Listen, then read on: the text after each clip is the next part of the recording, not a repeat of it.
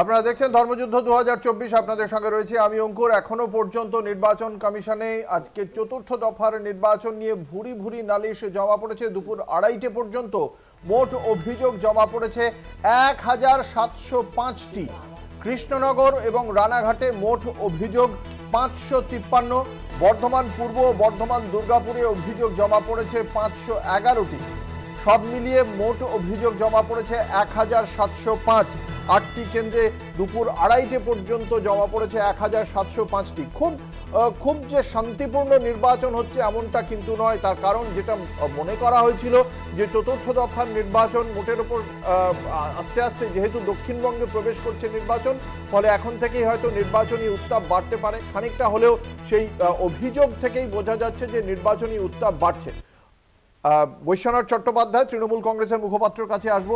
আমাদের রাজ্যের সঙ্গে নির্বাচনী হিংসাটা প্রায় একাত্ম হয়ে গিয়েছে এবং সমার্থক হয়ে গিয়েছে। পঞ্চায়েত নির্বাচন তো বাদ দিন, এখন লোকসভা নির্বাচনে এই অবস্থা দাঁড়াচ্ছে। কি বলবেন? 1 লক্ষ আধা সামরিক বাহিনী, 7 দফায় ভোট, সমস্ত জায়গায় সিসিটিভি, এত রকম ইলেকশন কমিশনের সমস্ত বিষয় বিধি মেনে করছে এবং এত কিছুর পরে যখন 21-এও আমরা দেখেছিলাম হেরে যাওয়ার পরে সেই বলে না পরাজিত আর্তনাদ, তো এটা এখনো পর্যন্ত আপনি ছবিতে কিন্তু কোনো গন্ডগোল দেখাতে পারেননি।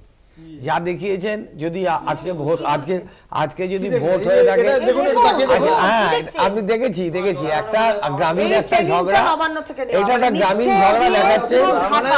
আপনি দেখুন, তৃণমূল কংগ্রেসকে বলার সুযোগ দিন, রাজ্যের শাসক দলকে বলার সুযোগ দিন।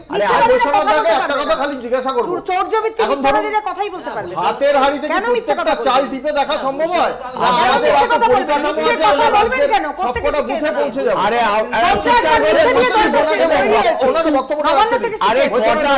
কটা লোকসভায় কত বুথে ভোট হচ্ছে আজকে, আপনি সেটা হিসাব দিন। আর কটা বুথের গন্ডগোলের খবর এখনো পর্যন্ত বলে লাভারি হেরে যাবেন বলে এইসব হাত পা এত কান্নাকাটি করে লাভ হবে না।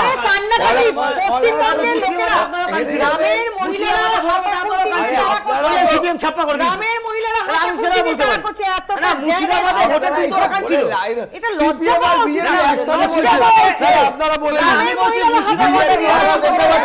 আবার যথারীতি উত্তর থাকে বিজ্ঞাপনে বিরোধীতে।